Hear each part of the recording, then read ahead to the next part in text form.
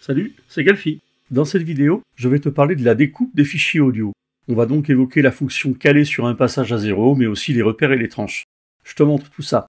Donc, quand tu veux couper un fichier audio, il peut parfois arriver que le changement d'amplitude du signal provoque un craquement ou un son parasite. Alors, je t'ai montré dans une précédente vidéo comment on pouvait corriger ce problème, mais ce serait encore mieux si on pouvait éviter le problème. J'ai réglé le magnétisme de ma grille sur le curseur, et je vais couper ma prise de son au niveau du curseur. Si tu zoomes, tu remarques que je vais couper en plein milieu d'une partie descendante du signal. Le signal est sinusoïdal, il y a donc des parties montantes et des parties descendantes, et c'est ça qui peut occasionner justement un bruit parasite. Donc pour éviter ce problème, je vais activer le bouton caler sur une partie à zéro, et quand je vais couper,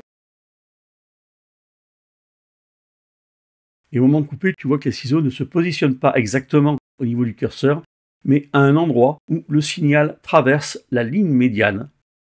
Si tu ne vois pas le bouton caler sur un passage à zéro, il faut aller dans les réglages du menu ici, et tu coches Snap. Alors ensuite, tu vois quand tu sélectionnes un événement audio, il y a des barres verticales qui apparaissent. Ces barres verticales, c'est ce qu'on appelle des hit points en anglais. Et ce sont des repères qui sont placés automatiquement par Cubase. Il les détecte chaque fois que tu enregistres ou que tu importes un fichier audio. Et elles ne sont pas forcément super pertinentes, donc on peut les modifier.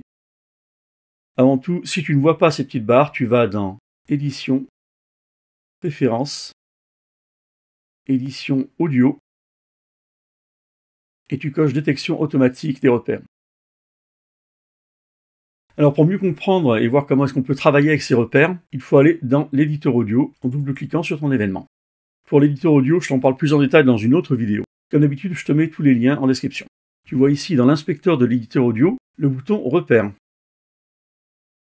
Donc là, comme souvent avec Cubase, tu as effectivement pas mal d'options. Donc tu vois ici, mes repères apparaissent en gris, ce sont les lignes verticales grises ici. Tu peux commencer par modifier le seuil. Tu vois, plus j'augmente le seuil et moins j'ai de repères. Si tu as encore des repères qui sont mal placés comme celui-ci par exemple, tu peux essayer de travailler avec l'intensité du signal pour affiner les réglages. L'intensité est illustrée par ces barres verticales jaunes. Donc en général, un bon réglage, ça va être un mix entre le seuil et l'intensité. Alors ce que tu peux faire par exemple, c'est cliquer sur marqueur de Work. Si tu fais ça, eh bien quand tu vas dans Audio Work, tu vois que les repères de l'Audio Work sont désormais calqués sur les repères détectés par Cubase et qu'on a affinés. Si tu cliques sur Événements, ton fichier audio va être découpé en tranches correspondant aux repères. Tu peux aussi réaliser cette opération depuis le menu Audio, Repères, créer des tranches audio depuis les repères. Tu as également d'autres possibilités, comme celle de créer des marqueurs correspondant aux hit points. Et là, donc, tu as une piste marqueur qui est apparue, avec un marqueur pour chaque repère. Tu ne peux pas, malheureusement, copier des repères d'une piste à une autre. Mais il y a une astuce. Je vais dupliquer ma piste pour en faire une piste de référence. Donc je vais changer le nom en double-cliquant dessus. Changer également la couleur pour la différencier de la piste initiale. Cette piste de référence, on va la muter pour ne pas l'entendre dans le mix plus tard. Alors ce que tu vas faire là tu vas dans Audio, Repères, créer des événements à partir des repères. Tu vois que mon événement audio a été divisé en plusieurs sections.